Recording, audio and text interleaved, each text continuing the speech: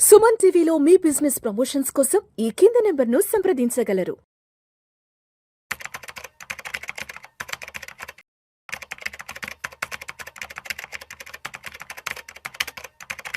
Hello నమస్తే welcome.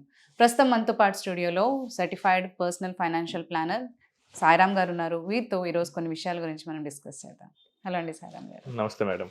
Yeah so actually అందరూ ఎక్కడ విన్నా కానీ స్కీమ్స్ గురించి ఎక్కువ మాట్లాడుతూ ఉంటారు. మ్యూచువల్ ఫండ్స్ ప్లానింగ్ వచ్చేసప్పటికి ఎక్కువగా స్కీమ్స్ గురించి మాట్లాడుతూ ఉంటారు. మీరు ఎప్పుడు అసెట్ అలొకేషన్ గురించే ఎక్కువగా చెప్తూ ఉంటారు. అంటే మ్యూచువల్ ఫండ్స్లో మనము ఇన్వెస్ట్ చేసేటప్పుడు ఎంత అవసరం అంటారు? అసలు అసెట్ అలొకేషన్ ఎంత రోల్ ప్లే చేస్తుంది అంటారు? సో అసలు ముందు అసెట్ అలొకేషన్లో అసెట్ అంటే ఏంటో చూద్దాం. అసెట్ అంటే ఒక కేటగిరీ ఆఫ్ ప్రాపర్టీ ఉంటుంది. సో మనకి మెయిన్గా 4 టైప్ ఆఫ్ అసెట్స్ ఉన్నాయి ఇన్వెస్ట్ చేయడానికి ఇండియాలో. సో ఫస్ట్ ఇది రియల్ ఎస్టేట్. సో అది అందరికీ తెలిసిందే, ప్రాపర్టీ, ప్లాట్స్, ల్యాండ్స్ ఇవన్నీ. నెక్స్ట్ కమోడిటీస్ అంటాం. వీటిలో గోల్డ్, సిల్వర్, అగ్రికల్చర్, క్రాప్స్ ఇవన్నీ వస్తూ ఉంటాయి. రైట్. సో ఇవి కమోడిటీస్ కింద వస్తుంటాయి. చాలామంది అనుకుంటారు క్రాప్స్ ఇవి ఏంటి ఇన్వెస్ట్మెంట్కి వాడతారని. మీకు ఫ్యూచర్ మార్కెట్స్లో చిల్లీస్ వీటిని కూడా ట్రేడ్ చేస్తారు. సుగంధ ద్రవ్యాలు వీటన్నిటిని ఫ్యూచర్ మార్కెట్లో ట్రేడ్ చేస్తూ ఉంటారు. Crude oil. సో ఇవన్నీ కమోడిటీస్ కింద వస్తూ ఉంటాయి. నెక్స్ట్ వచ్చేసరికి ఫిక్స్డ్ ఇన్కమ్, అంటే మన ఎఫ్డీస్, బాండ్స్ ఇవన్నీ ఫిక్స్డ్ ఇన్కమ్ కింద వస్తాయి, మనం వేరే వాళ్ళకి ఇచ్చిన loans. The fourth one is the equity, అంటే కంపెనీలో మనం షేర్ హోల్డర్గా ఉన్నప్పుడు ఈక్విటీ అనేది మనకి వస్తుంది. Okay okay. సో ఎవరు ఎక్కడ ఇన్వెస్ట్ చేసినా మెజారిటీ 99% ఆఫ్ ది ఇండియన్స్ ఈ నాలుగిట్లోనే ఇన్వెస్ట్ చేస్తారు. ఓన్లీ ఒక 1% కొంచెం కరెన్సీ వాటిలోనూ, బిట్ కాయిన్ లాంటి వాటిలో ఇన్వెస్ట్ చేస్తారు. కాబట్టి మనకి తెలుగు స్టేట్స్కి మెయిన్గా ఇది మాట్లాడుతున్నాం కాబట్టి దాన్ని ఎలిమినేట్ చేస్తున్నాం. రైట్. సో మనకి ఏంటంటే యుఎస్లో ఒక ఫేమస్ రీసెర్చ్ జరిగింది మేడం. సో బ్రిసన్ అండ్ హుడ్ వాళ్ళు చేసిన రీసెర్చ్ ప్రకారం ఒక లాంగ్ టర్మ్ పోర్ట్ఫోలియో రిటర్న్స్ వాళ్ళు యావరేజ్ తీసుకున్నారు. ఓకే. ఇది లేట్ 1980s జరిగింది. So long term portfolio returns వాళ్ళు తీసుకొని దాన్ని పరిశోధన చేస్తే తేలింది ఏంటంటే 90% ఆఫ్ ది రిటర్న్ వాళ్ళ పోర్ట్ఫోలియో అసెట్ అలొకేషన్ వల్ల మాత్రమే వచ్చింది. ఓన్లీ 10% మాత్రమే వాళ్ళ వివిధ కారణాల వల్ల వాళ్ళు చేసే రీసెర్చ్ వల్ల వచ్చింది. ఓకే. సో దీని అర్థం ఏంటంటే no matter which AMC we select, which scheme we select, will finally end up with the portfolio asset allocation return. So ఇప్పుడు ఏంటంటే ఇది ఆల్రెడీ ప్రూవెన్ రీసెర్చ్. దీనికి తోడుగా వ్యాన్గార్డ్ రీసెర్చ్ కూడా long term portfolio asset allocation వల్లే మనకి majority returns వస్తాయని కూడా చెప్పింది. సో ఈ ప్రూవెన్ రీసెర్చెస్ ఉండగా మనం ఎంత ఎక్కువగా ట్రై చేసినా కానీ లాంగ్ టర్మ్కి వచ్చేసరికి మనం అసెట్ అలొకేషన్ దాటి ఎక్కువ రిటర్న్స్ జనరేట్ చేయలేము. ఓకే. సో అంటే ఇప్పుడు ఏంటంటే మనం ఎంత హార్డ్గా చేసి ఎక్కువ పెద్ద పెద్ద సిస్టమ్స్ పెట్టేసి అది చేసి ఇది చేసి పెద్ద రీసెర్చ్ చేసి మనం బెస్ట్ స్కీమ్ని ఐడెంటిఫై చేసిన లాంగ్ టర్మ్కి వచ్చేసరికి ఆ మేజర్ అసెట్ క్లాస్ ఇచ్చే రిటర్నే మనకు వస్తుంది. రైట్. సో చాలామంది అనుకుంటారు నాకు చాలా ఎక్కువ రిటర్న్స్ వచ్చాయి నా స్కిల్ వల్ల అనుకుంటారు. అది స్కిల్ వల్ల కాదు మీరు, ఆ అండర్లయింగ్ అసెట్ వల్ల రిటర్న్ వస్తుంది. ఓకే. చాలామంది ఏంటంటే మ్యూచువల్ ఫండ్లో రిటర్న్ సంపాదించాలనుకుంటారు, బట్ అది ఈక్విటీ ఇచ్చిన రిటర్న్. కొంతమందికి రియల్ ఎస్టేట్లో పెరుగుతుంది, అది రియల్ ఎస్టేట్ ఇచ్చిన రిటర్న్. సో ఆ అండర్లయింగ్ ఎసెట్ ఇచ్చే రిటర్నే వాళ్ళ టోటల్ పోర్ట్ఫోలియో రిటర్న్. సో దాన్ని మర్చిపోయి ఎంత ఎక్కువ రీసెర్చ్ చేసినా కానీ యూజ్ ఉండదు. రైట్. అండ్ మీకు సింపుల్గా ఎగ్జాంపుల్ చెప్తాను. నేను బ్లైండ్గా ఒక 20 years బ్యాక్, మేబీ 2006 జనవరిలో బ్లైండ్గా ఒక లార్జ్ క్యాప్ ఫండ్లో ఇన్వెస్ట్ చేశాను. 20 years. ఓకే. సో నా రిటర్న్స్ తీసుకుంటే కనుక నేను చూశాను మెజారిటీ ఆఫ్ ద రిటర్న్స్ ఒక 12 to 13% మధ్య ఉన్నాయి. సేమ్ టైం ఇండెక్స్ కూడా అంతే ఇచ్చింది. సో అంటే కొంతమందికి 12 ఉండొచ్చు, కొంతమందికి 13 ఉండొచ్చు. సో ఇదేంటి, నేను బ్లైండ్గా ఏ స్కీమ్ సెలెక్ట్ చేసినా అలానే వస్తుంది. ఓకే. సో దీనికోసం మనం ఎక్కువ వరి అయితే ఏమవుతుంది, ఉన్న అసలు కాన్సెప్ట్ని మనం మర్చిపోతాం. అండ్ ఈ అసెట్ క్లాసెస్ కూడా స్ట్రైట్గా ఏం పెరగవు మేడం. ఒకసారి గోల్డ్ పెరగచ్చు, ఇప్పుడు మనం చూస్తున్నాం గోల్డ్, సిల్వర్ ఎలా పెరుగుతున్నాయి. ఒకసారి స్టాక్ మార్కెట్స్ పెరగచ్చు, 2 years బ్యాక్ బాగా పెరిగాయి. ఒకసారి రియల్ ఎస్టేట్ పెరగచ్చు. సో మన పోర్ట్ఫోలియో ఏంటంటే ఎప్పుడైతే అవి పెరిగేటప్పుడు మనం వాటి వెయిట్స్ని కరెక్ట్గా పెట్టుకుంటే కనుక ఆ రిటర్న్ మనకు వస్తుంది. ఓకే. సో పడిపోయిన వెంటనే మనం వాటిని కొనాలి, బాగా పెరిగిన వెంటనే సెల్ చేయాలి. ఇది అసెట్ అలొకేషన్ చెప్తుంది. ఇది కనుక మనం డీవియేట్ అయ్యి స్కీమ్స్ మీద మనం ఎక్కువ ఫోకస్ చేసామనుకోండి, సో స్కీమ్స్ మనం పోర్ట్ఫోలియోలో పెట్టుకుంటాం. ఇది ఏంటంటే ఈ స్కీమ్స్ మళ్ళీ మ్యూచువల్ ఫండ్ మేనేజర్ కూడా వాళ్ళు ఇంటర్నల్గా అసెట్ అలొకేషన్స్ చేస్తూ ఉంటారు. ఏ సెక్టార్కి ఎంత పెట్టాలి ఏంటి అచ్చా! ఇవన్నీ. ఓకే. సో దానికి అడిషనల్గా మనం చేసేది ఏముండదు. అప్పుడు ఏంటంటే మనం యావరేజ్ రిటర్న్తో మిక్స్ అయిపోయి ఉంటాం. చాలా మంది అనుకుంటారు మా పోర్ట్ఫోలియో నేను సెలెక్ట్ చేస్తే కనుక యావరేజ్ కన్నా 4-5% ఎక్కువ జనరేట్ చేయాలి ఆశతో ఉంటారు.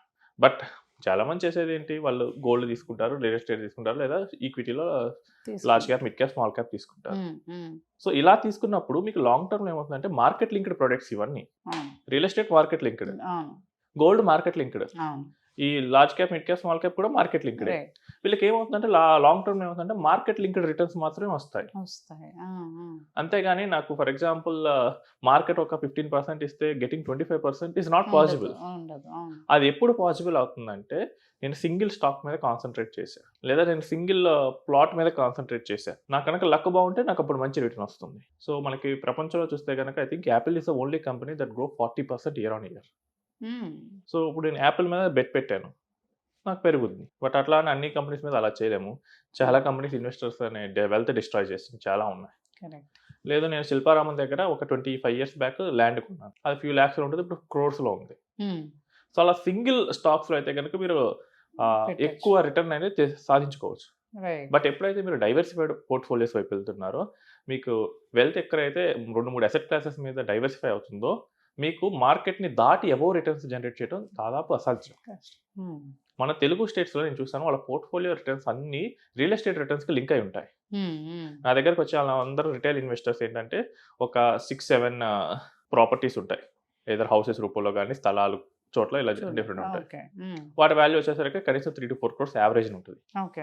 గోల్డ్, ఎల్ఐసి పాలసీస్, ఫిక్స్డ్ డిపాజిట్లు ఒక 50 లక్షల నుంచి ₹1 కోటి మధ్య ఉంటాయి. మ్యూచువల్ ఫండ్స్ ఏంటంటే 20-50 lakhs మధ్య పెడుతూ ఉంటారు.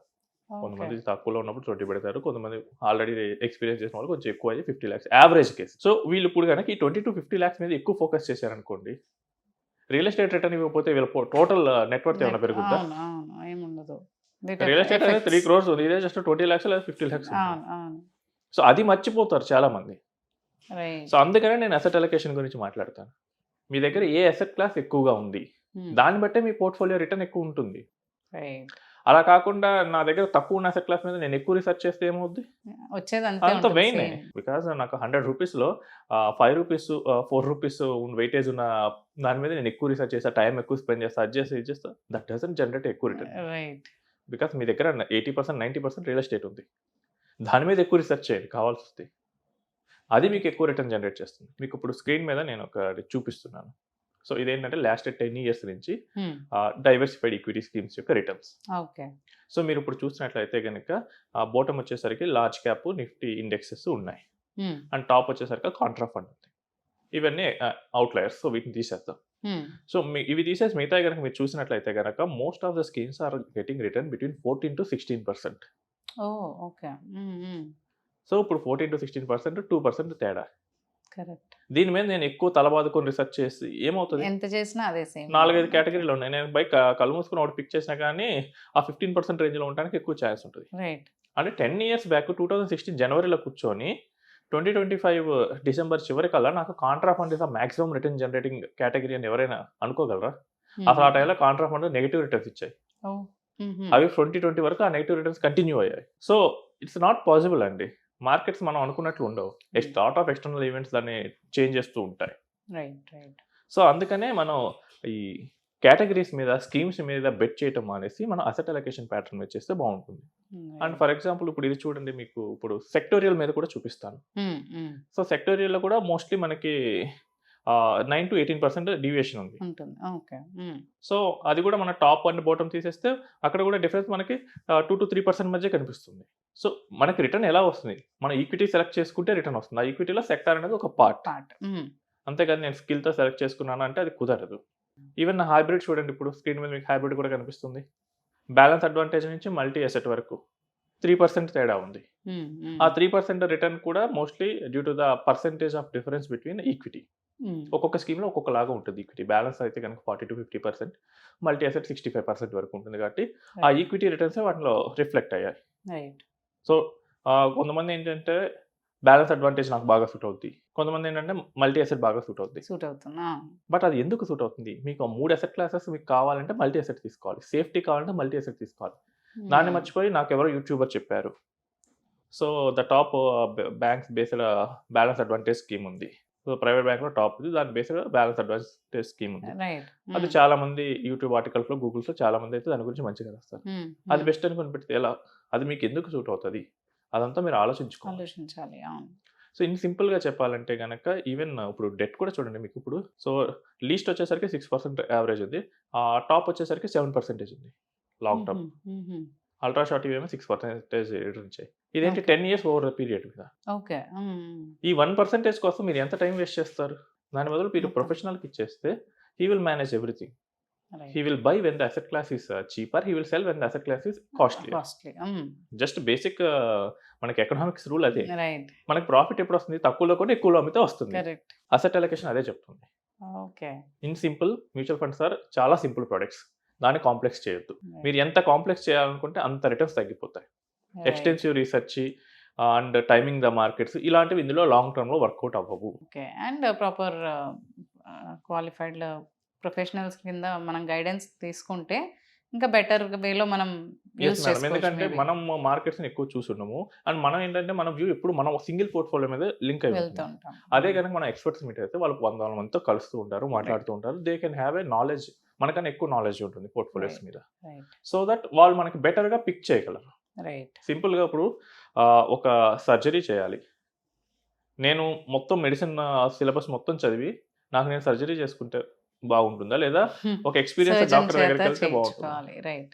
ఈవెన్ నేను ఆ థియరీ మొత్తం చదివాను, బట్ ఆ ప్రాక్టికల్ ఎక్స్పీరియన్స్ లేదు. But surgeon has a practical experience. Experience.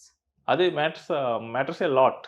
Right. So correct. దాని ప్రకారం మన ఎక్స్పీరియన్స్డ్ పర్సన్స్ని అడ్వైస్ తీసుకొని దాని ప్రకారం వెళ్ళొచ్చు. అంటే ఒక పర్సన్ నచ్చకపోతే ఇంకో పర్సన్ దగ్గరికైనా వెళ్ళండి, but Right. Go for an adviser. Adviser. Right. Yeah. Thank you అండి. Thank you so much.